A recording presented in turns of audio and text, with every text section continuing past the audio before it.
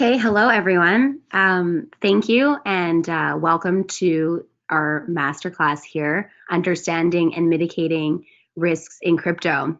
My name is Alex Worthen and I head the partnership program at iComply Investor Services.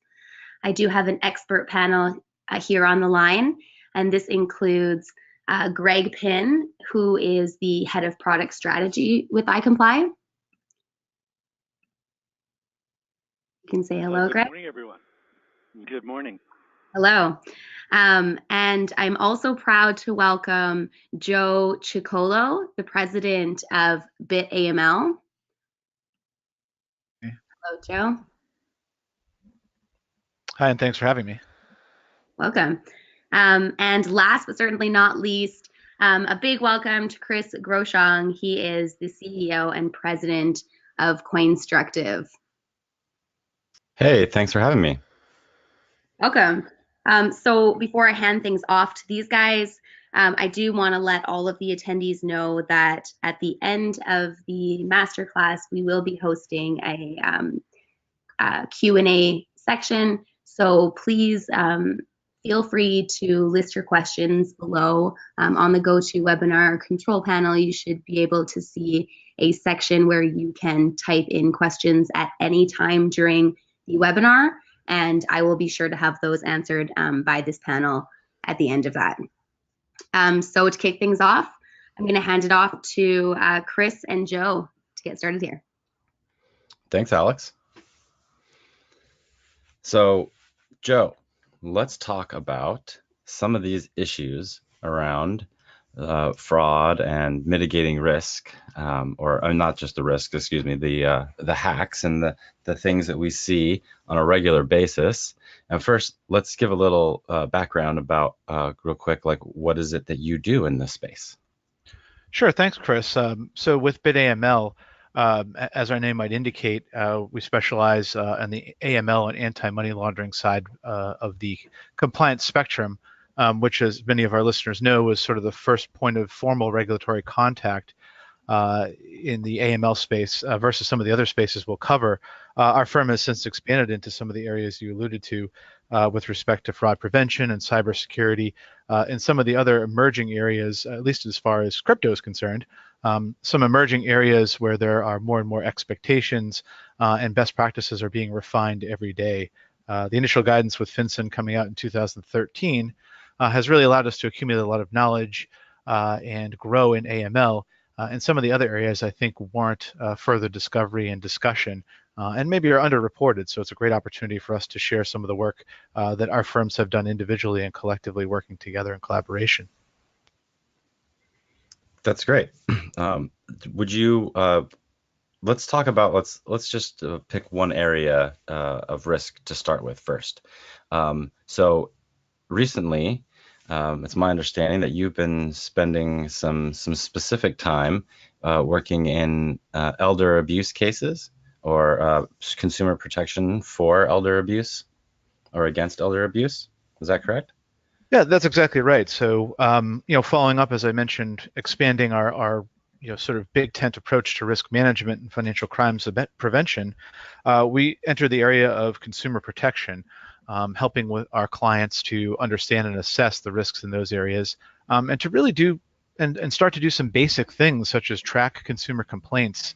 A quick tip for those that are listening. I mean, just keeping a track of consumer complaints and inquiries in a spreadsheet that's not too glamorous. It's pretty straightforward. Can really help you to not only be able to document these instances, should they escalate into something deeper, and more so for a learning opportunity, really to be there and to be able to answer questions for your consumers, provide an experience that sets you apart from your competition, learn from those setbacks, but be in a position to demonstrate that you're safeguarding and acting in the best interest of consumers. And to expand upon that point, and I'll get to elder abuse in a moment because I think it warrants its own detailed discussion. Some of the areas of consumer protection we're seeing working in particular with crypto kiosk or ATM operators, we've been working with them to craft warning screens or terms of service screens when individuals make contact with the ATMs, because as I know, in your experience as a professional witness that has testified in some of these cases, we've seen instances where individuals have been the victim of a crime and not know it, meaning that they've been told to go to a kiosk to pay off some non-existent tax bill or utility bill. Perhaps they were approached with the opportunity of a lifetime to purchase something on Craigslist, and are going to a Bitcoin ATM machine, not knowing that they are a victim of fraud, and perhaps not even knowing, we ultimately find out, that they don't even know that the transactions aren't reversible, whereas that's more commonplace in traditional legacy financial institutions. So, working with folks on that side. Real quick on the elder abuse, we were doing a project. We were brought in to do an intensive project for a client that owned several crypto kiosks, and we were asked by one of the attorneys that was working with them to take a look at the transactions and just come up with some formulas and just see what we can find. And we're working with one of our team members who is really passionate about fighting elder abuse and protecting vulnerable individuals. And we decided to search on transactions on a certain date of birth, because this particular set of transactions had some data, including the date of birth that was taken off of the driver's license.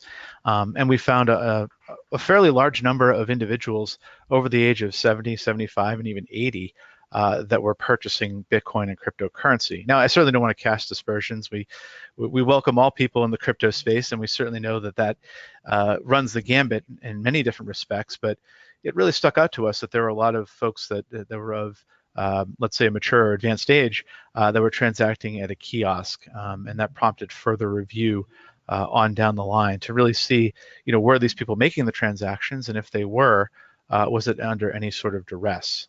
And some of the schemes we know that are out there, the romance schemes and some of the other things that have sort of found their way over from legacy financial institutions, they're sort of technology agnostic when it comes to committing fraud. It doesn't matter what the product or service is. Some frauds withstand the test of time, and unfortunately that was the case in some of these instances. So really an area that I think warrants a lot more focus, and we're happy to be on the cutting edge of that and really work to craft some policies with some of our clients so that they can be more aware of this and continue to spread the word among other industry participants and folks that they interact with in the crypto space. I think that's a really important point to bring up, because with my work through the CFCIA, which is the California Financial Crimes Investigators Association, which is comprised of half banking compliance professionals and half law enforcement, there are people there from the DOJ who are specialized in elder abuse, and they have seen the same types of things. It's really kind of sad. They're not even innovating. Much as most people in the crypto space haven't innovated much as far as they create a token and release it, I would say that the scammers haven't really innovated much. It's the same scams. It's just go and use the kiosk or use this technology instead. But they're using the same scheme, the same sort of plot, the same tactics. It's just using Bitcoin or a cryptocurrency. And so I would think that, there's several types of, businesses in the crypto space that specifically have that touch point to fiat. And they alone have that risk factor of having to know your customer and how to get the proper information around those people. So specifically, let's just talk about ATMs. We talked about that a little bit. I have some experience in that. So do you. And I would like to talk about what are some of the big risks around the Bitcoin ATM companies. And maybe you can just start with rattling off a few and that you know of right off the top of your head, and we can kind of dig into that a little bit. Yeah, sure. So I think the ATM and kiosk space, that's certainly a niche within a niche of crypto. The three largest, at least according to recent stats we've been reading, and we're able to relay these in a recent conversation with banks and law enforcement, approximately 75% of the market share of the kiosks are manufactured by three companies. So there's really an emphasis on three companies that sort of dominate the industry, and in descending order, Genesis Coin ATM, General Bytes, and Lamassu. Those are the big three in descending order. Again, 75% of the market share. And what is interesting about these companies is when we say manufacturer, I think there's this picture that sort of someone is in a factory and they're stamping out a physical unit and they're just sending it. Well, that's part of the process. You are buying a physical device, right? Because it is a kiosk, or ATM is sort of the shorthand. But you're also buying the software that's in that kiosk.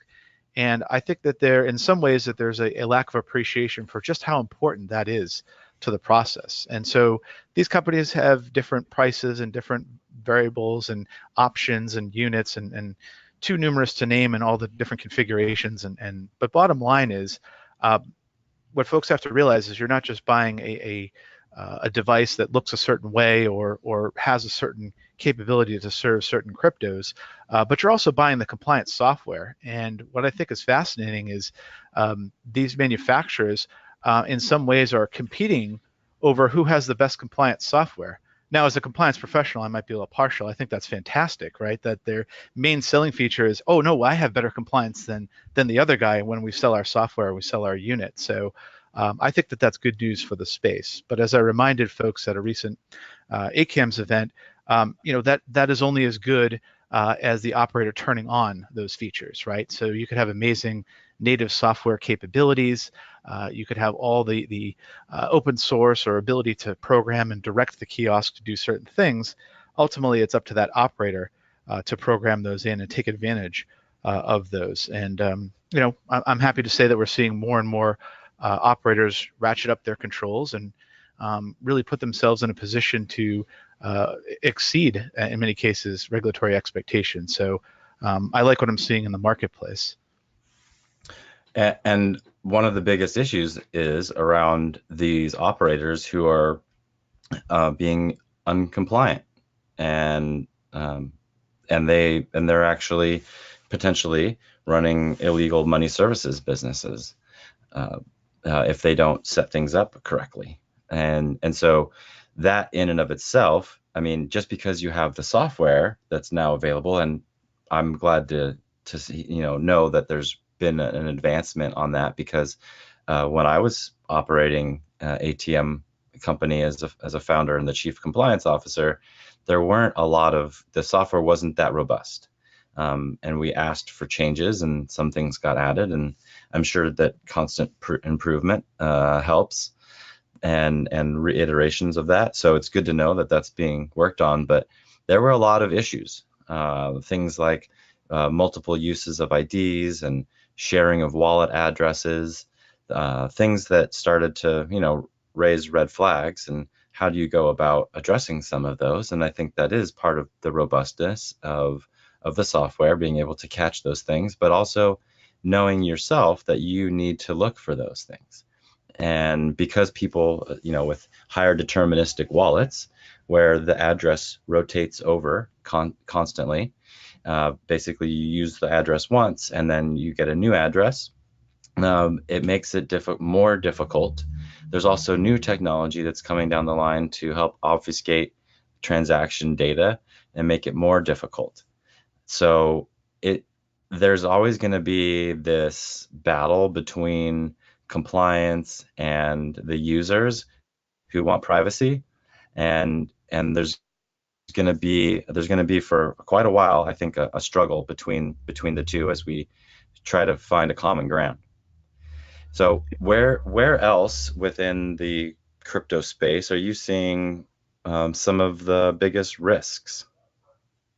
Well, sure, Chris, and I want to go back quickly, if I can, to the kiosks, and yeah, I certainly don't want to paint an overly rosy picture. We're glad to see innovation, and we're glad to see compliance as a key characteristic among these manufacturers. But I could not agree with you more that as we get better on the compliance side, the bad guys up their game, and it's a back and forth arms race, if you will, when it comes to fin crimes. And there are some shortcomings, not just operators who, whether they know it or not, aren't putting in the proper controls or aren't using some of the key features, but also some of the limitations that come with these machines, and things that have to do with maybe the security camera only taking intermittent pictures, or a lot of the manual processes that have to be done in the back end. And I know that Greg's going to talk about some of the solutions that he's privy to and some of the innovations on the tech side. But there definitely is that gap that exists there, and there is a lot of manual work. And we get concerned when it seems to us that some folks in the industry may be underestimating the level of compliance related activities they're going to have to do on a daily or week in, week out basis. So yeah, definitely want to come back to that. And as far as other risks we're seeing in the space, I mean, I think there's a challenge anytime you don't have a transaction that's face-to-face. And we know from our research and our working with regulators in the space that inherently is a higher degree of risk anytime a transaction is not conducted face-to-face. In other words, it's something that is done at a distance.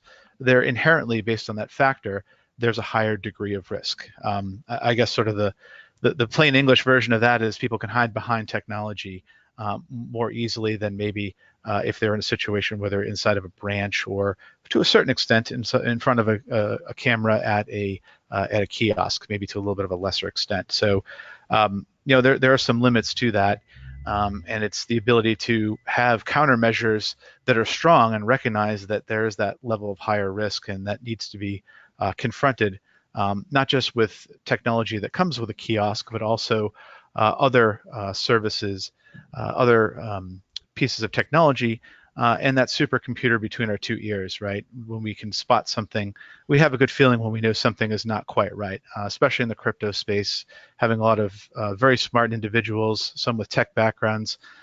They're pretty certain they can spot a fake, or they can spot a scam as it relates to technology. Well, let's use that power, let's use that talent and apply it accordingly.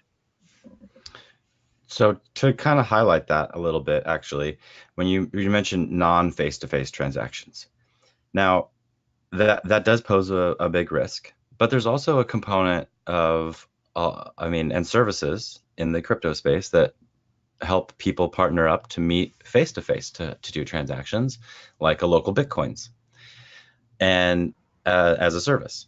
And so you can log on to local Bitcoins, you can create an account, and you can basically list yourself as a money services business and as an exchanger.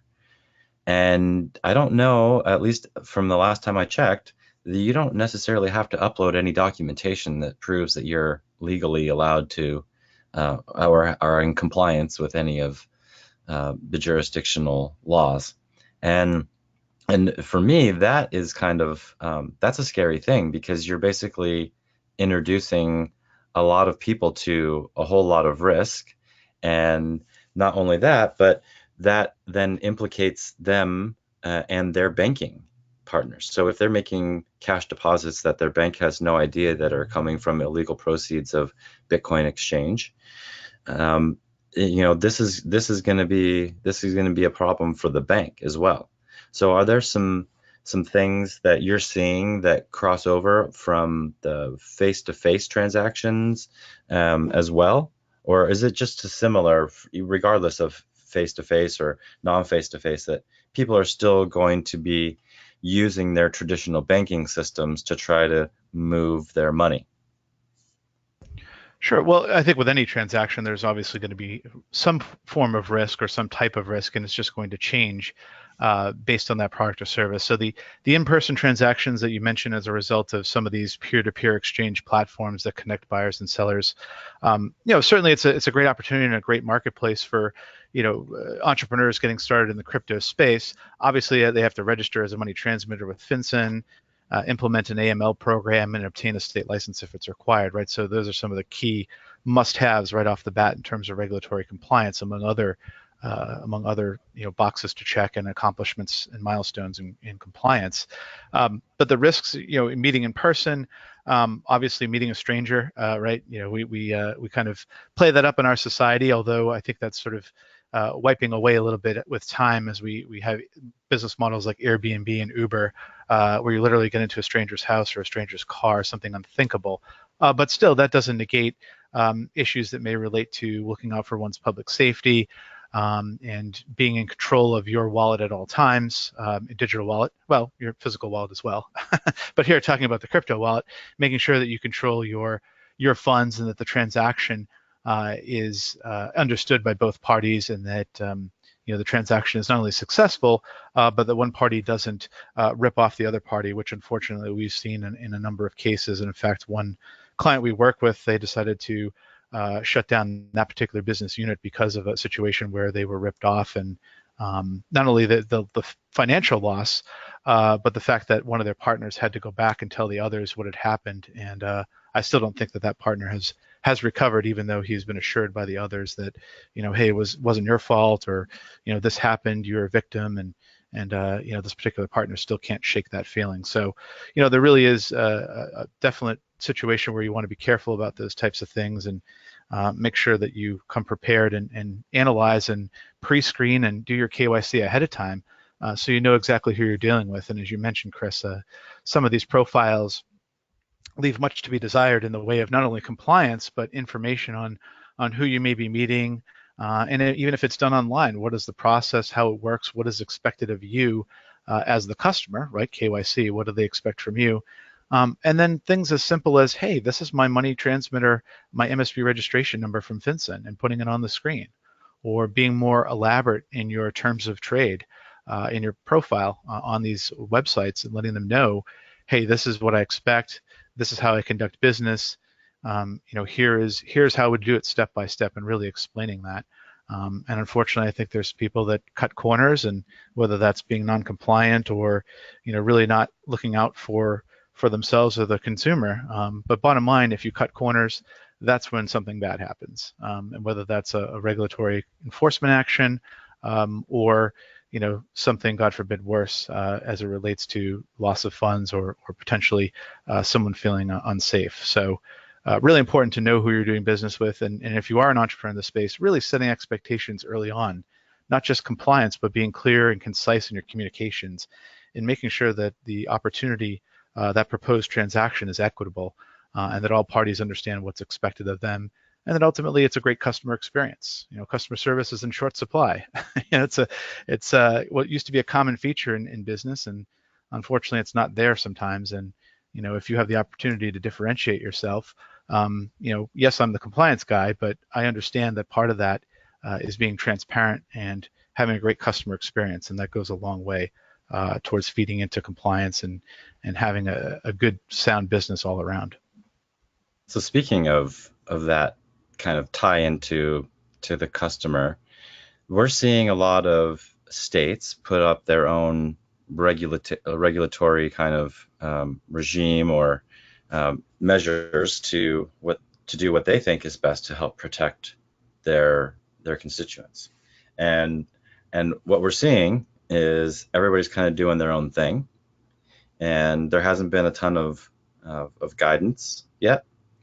And so I think, one of the things to note is we're still in like early times, right? It's still really hard to position yourself, even if you are doing everything by the book, air quotes, so to speak, right? That there are still things that, this is still a risky endeavor for a lot of people.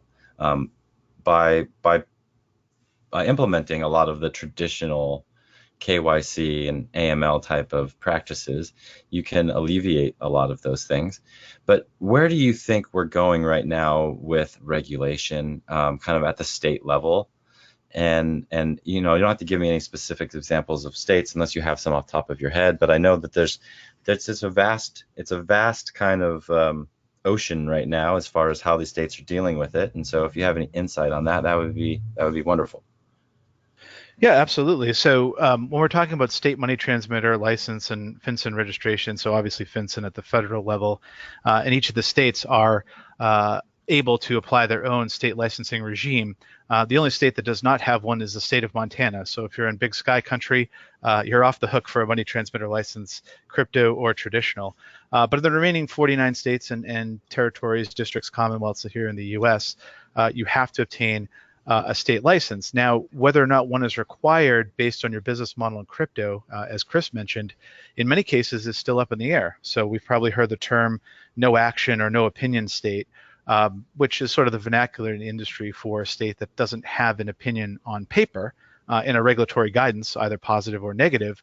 But generally speaking, if you call them up and you can explain your business model, and it's organized in such a way with the flow of funds that they do not see it as money transmission, you may qualify for an exemption in that particular state. So you mentioned some kind of some states off, with guidance already.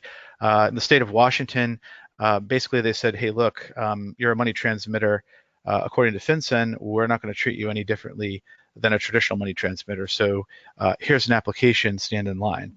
Right, pretty straightforward. They just sort of put a little carrot and then wrote virtual currency in their existing rules, almost literally.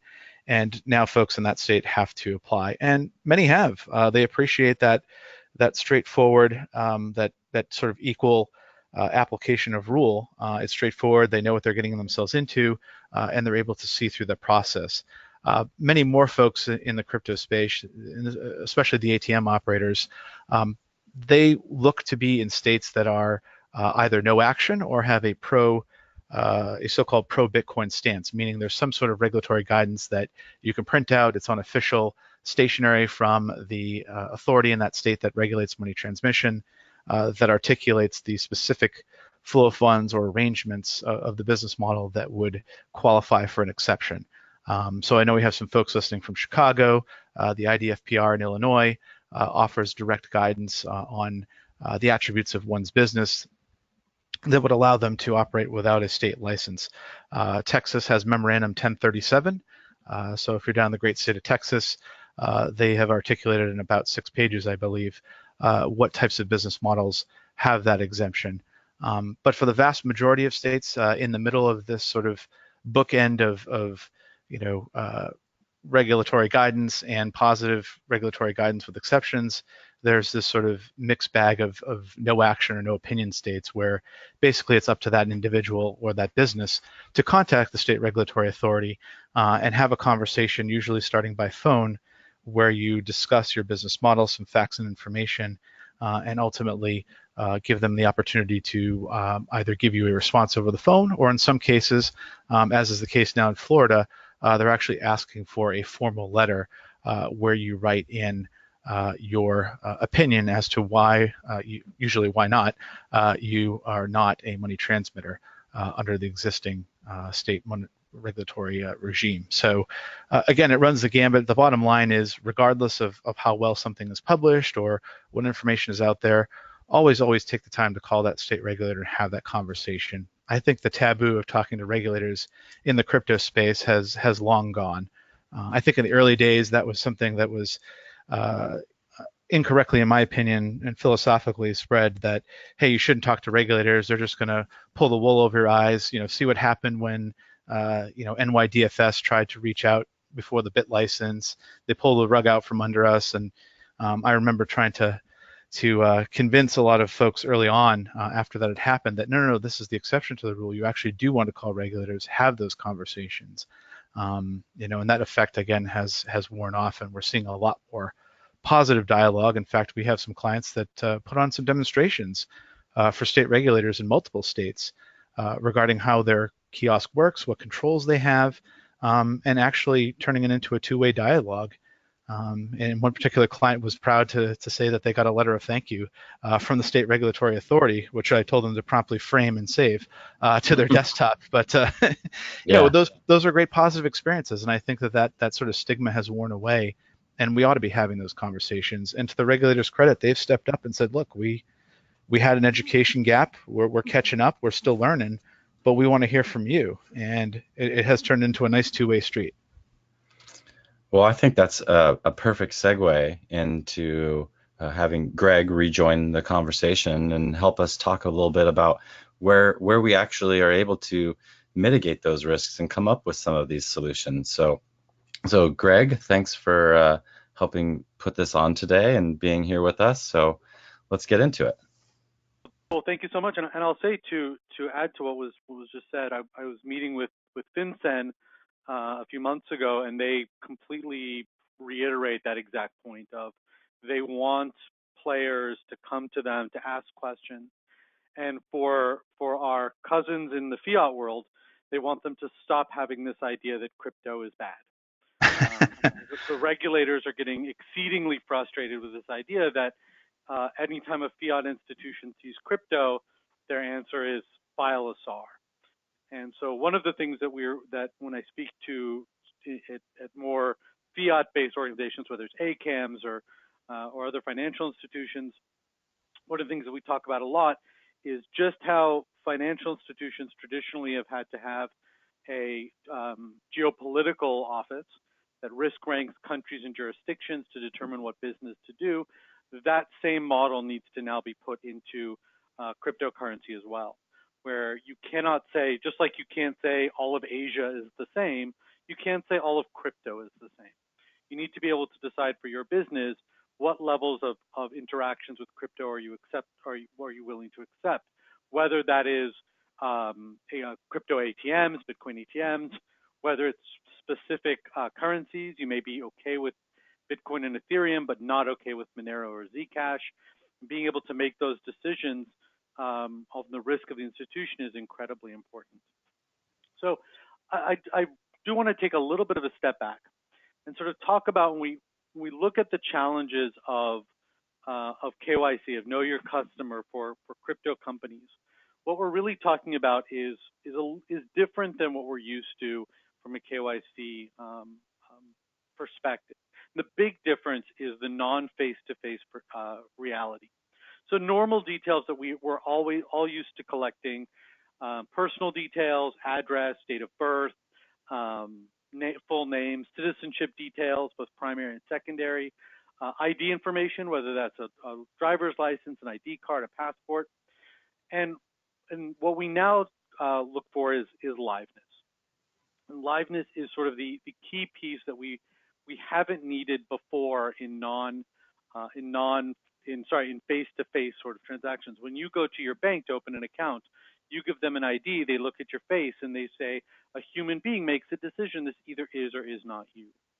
Obviously, you cannot do that in the case of most crypto business, whether it's an ATM machine or an exchange or any type of a crypto casino, whatever it is. You don't have that ability to require liveness. You can't make someone go to an office and look you in the eye.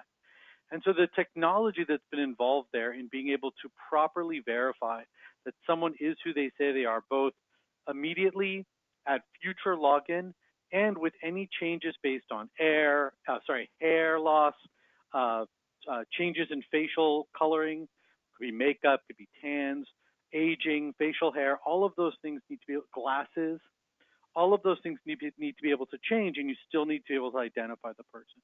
Historically, we've done that with selfies. You take a picture of yourself with your phone or your webcam, you provide your ID, compare the images. The reality is that selfies are just not good enough. They're not good, and they've never been good enough, but I think more and more that's becoming unacceptable. And so where we're going with this is true liveness detection, where you need to provide not a picture of yourself, but actually interact directly with the system through either your phone or through a webcam. And that liveness can then detect things like emotion, movement, expression, and be able to properly identify that this is the person that you've said. If I can make you tell me a sentence and then transcribe that algorithmically, I know that you are who you say you are, or at least you are the person, and then I can match you to your ID. I can match your ID to your personal details provided, and then I've sort of gone through the KYC process. The next step in this is sort of determining for your AML what is sufficient AML controls for your institution. And so what we've seen a lot is institutions making decisions on what types of records they're going to screen.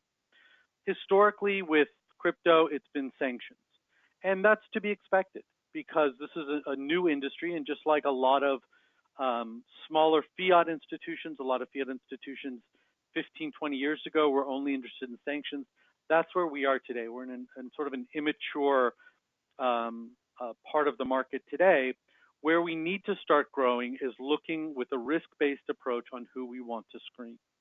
I think it was a great point brought up earlier on elder abuse. You know, if you see a lot of very elderly people going to one Bitcoin ATM, that is suspicious.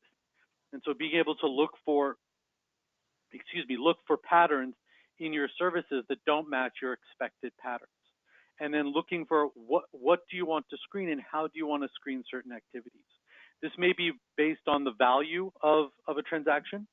So you may determine that any transactions over, say, an equivalent of $10,000 US, you're going to screen far more than, say, a $10 transaction, someone just playing. You know, one of the things with crypto is that we see a lot of people that get into it for very, very small amounts of money out of curiosity. Those aren't the kinds of things you want to be spending either your consulting dollars, your software dollars, your analyst dollars dealing with. The people that are playing, do your basic screening, your basic sanction screening, move on with your day. Where you really want to focus your efforts are people moving significant money. And that's where we look beyond simply sanctions, regulatory enforcement, but also into law enforcement lists, Interpol, Europol, the FBI, immigration, the ATF, politically exposed persons, understanding if the money through your organization is being used potentially for corruption. And then obviously, there's also the huge piece of adverse media, which are people that aren't listed by a government entity, but can be found through databases that create this information for the purposes of AML. So there's a lot of entrenched vendors in the space that provide very strong databases to be able to match people associated with the relevant crimes. One thing that's important to note is that you don't care, or you shouldn't care, about all crime. Rather, you need to be focused for your anti-money laundering program on areas of crime that are relevant to financial transactions and terrorist financing. These can all be found if you're familiar with FATF, the Financial Action Task Force. They have great resources on what is and is not what they call a predicate offense. These are the types of crimes that you care about. And as an example, you're not interested, or you shouldn't be interested in, say, burglary. You know, burglary it's obviously a crime, someone breaking into a store, but that's not the type of crime that impacts the financial institutions. The same thing with assault. Assault is obviously a very bad crime, but it's not something that poses has a financial aspect to it. Even pickpocketing, you would say, isn't a financial crime necessarily, because it doesn't impact directly into the financial markets. It's much more of a cash-based, personal-based issue. And so understanding exactly who you need to screen and what you need to screen is, I think, one of the biggest challenges, and the challenges that all of us on this panel deal with on an almost daily basis, of exactly how do you focus your efforts.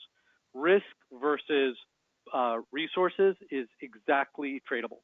The more money you have, the more risk averse you can be. The more money you can put towards AML concerns, the more risk averse you could be. And so one of the things that we try to really instill in all of our customers is focus your efforts where you truly have that risk. The other big piece of KYC that we have within the blockchain world that we don't have in fiat currency is blockchain forensics. This is a huge piece of what we're able to do today that we couldn't do previously in fiat currency. Right? In fiat currency, you don't know what one individual has transacted in another bank. You don't necessarily know what they've transacted even interbank. All you know is what they've done within your institution. That obviously is not the case for networks like Bitcoin, Ethereum, Dash, Neo, a number of other ones, where we can now look and see what is the history of those accounts and look at trends and see how are different accounts connected together. So are we seeing individuals, the addresses transacting together that may be tied to the same person? Can we identify the level of assuredness we have that it's the same individual or entity running an address? How close are those addresses to known crime addresses. Over the past 5 or 6 years, there have been a number of terrorist groups that have used Bitcoin. Usually they use Bitcoin, but Bitcoin addresses. Send this money. If you send, 5 Bitcoin, we'll buy an AK-47 or whatever. We've seen those ads. Those can then be grabbed by through data mining. You can then identify how many hops away is someone from one of those terrorist financing groups. Are they involving themselves in mixing services and other laundering services? Are they sending significant amounts of money out of the blue? And being able to track that information is critically important. And so one of the things that becomes very important for us is tying all of that information together. So what do we know about you as a person? Who are you? So let's make sure that your ID and your image all match together. Then we're going to go through the process of matching you against a list of known high-risk individuals and entities. And we're then going to look at what is your previous activity that we can detect within the blockchain. And we bring all of those things together to then sort of get a complete view of what does someone look like, what is the information that we have on them. So this becomes a much more end-to-end approach to AML and KYC. I think the question that you're going to have is, so how do I get there? And how does this all fit in with my application of crypto? And I think the big thing to note there is you don't want to necessarily become a KYC expert if you don't have to. And so there are a lot of vendors in the space, whether it's consultancies, like my colleagues on the phone, or software providers like iComply Investor Services provides, and a combination of those things to determine what level of KYC and AML is necessary for your usage. Do you need to screen just sanctions? Do you need to go further than that? Are there organizations or other corporations that can do your remediations for you without needing to go through the process of building up that remediation team yourself? What are your obligations to your regulators? What countries are you working in, and how are you determining what countries to work in? So identifying geopolitical risk of your products. What types of IDs do you accept? Obviously, not all government IDs and not all passports are built the same. So are your passports, do you accept all ICAO compliant or not? And being able to make those decisions sort of in a way that's custom to your business without compliance becoming your business. And that is the big challenge. One of the great things about where we are, and I'll sort of end on this note and open up for questions. One of the great things about where we are today is, the huge explosion in compliance and AML happened with USA Patriot Act in 2001. And at that point, with where technology was then, almost 18 years ago, we saw a huge amount of people being thrown at this problem. The technology just simply wasn't there to do this more algorithmically. And now you have huge fiat institutions who have armies and armies and armies of people doing compliance work. The technology is far, far advanced in matching technology, in machine learning, and AI, and clustering data over the last 18 years, so that now we as a crypto industry can say, okay, we have the same challenge, but we're starting fresh and we're starting new, and how can we leverage technology to make us more successful? Because at the end of the day, while we have a legal obligation for AML compliance as well as for securities compliance, we also have a moral obligation for these things. AML compliance is here to ensure that that bad actors, whether they be organized criminals, arms traffickers, drug dealers, darknet markets, Ponzi schemes, we talked about elder abuse before, that these people cannot function. And securities regulation is there to make sure that the financial system works for everyone and cannot be bought or manipulated. And so while we do have a regulatory obligation, we also need to think of the moral obligation that we have to put our best efforts forward in these areas. And that's really, again, what the regulators are looking for, those best efforts. So I'm gonna stop there and pass it back to Alex to see if there are any questions that any of us can answer. Yeah, we do have a couple of questions. Thanks, Greg. The first question I think would be a great one for Chris and Joe to possibly answer. custodial exchanges versus non-custodial exchanges, what are each responsible for in regards to the risks that you had talked about earlier?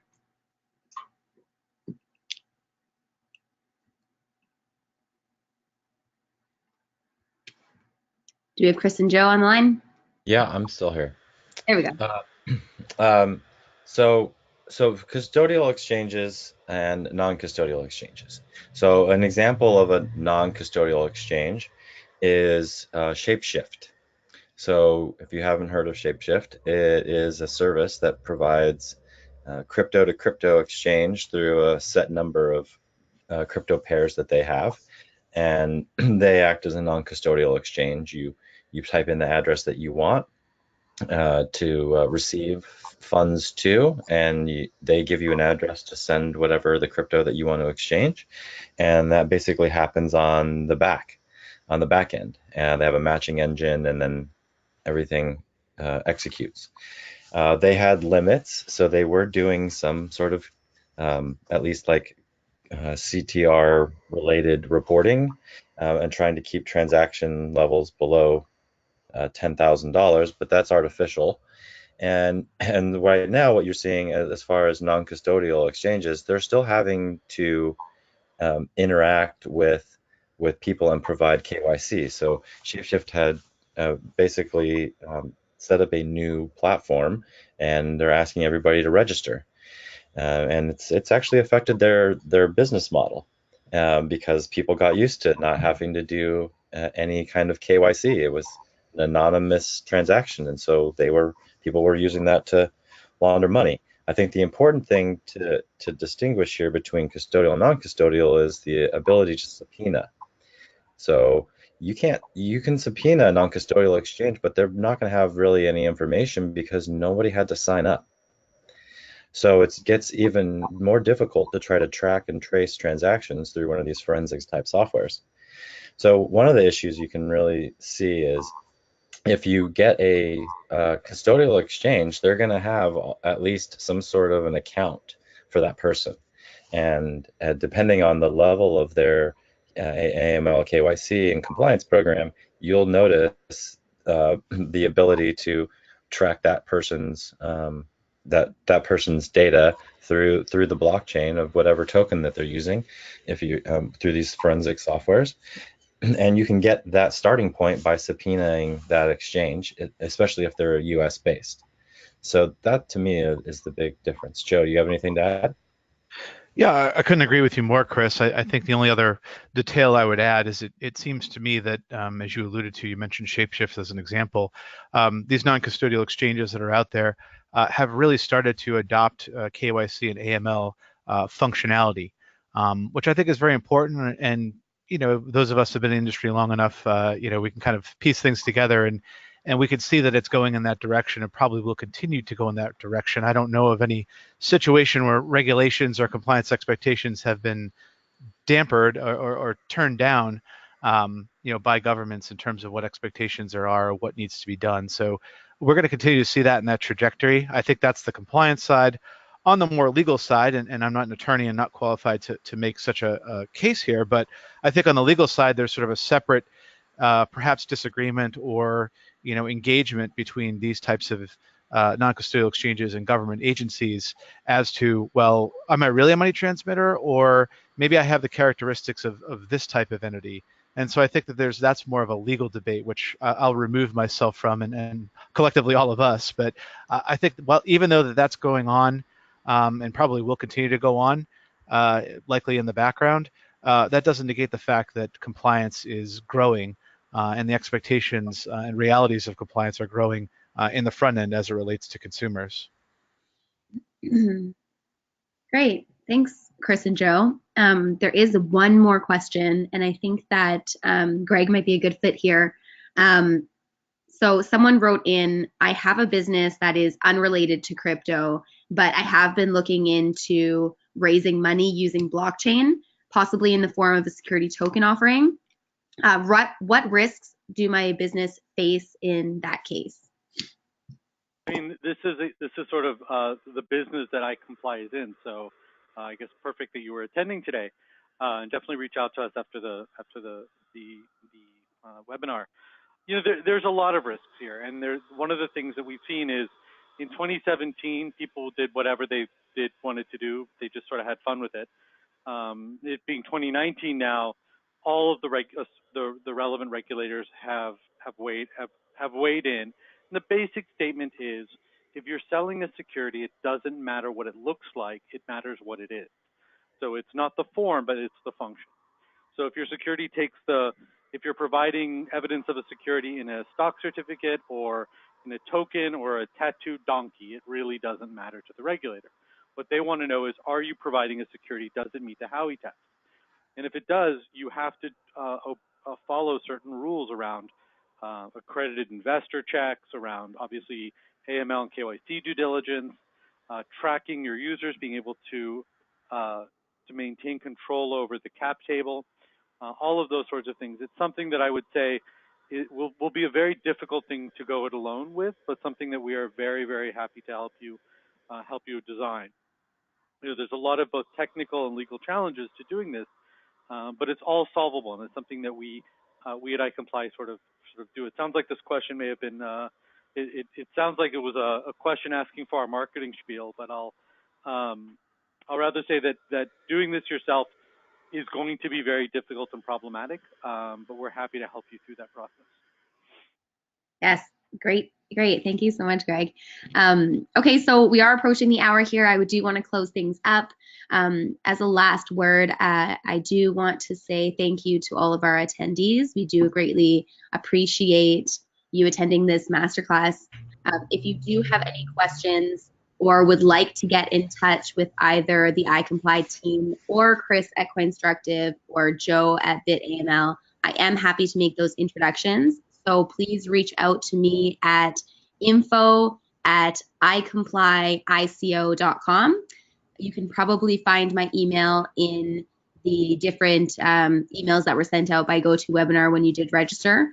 And again, it is on the iComply website as well. So please reach out. We are happy to hear from any of you. And we look forward to you future attending our webinars to come. Thank you so much to our expert panels. And we hope that everyone has a great day. Thank you. Thank you, Alex.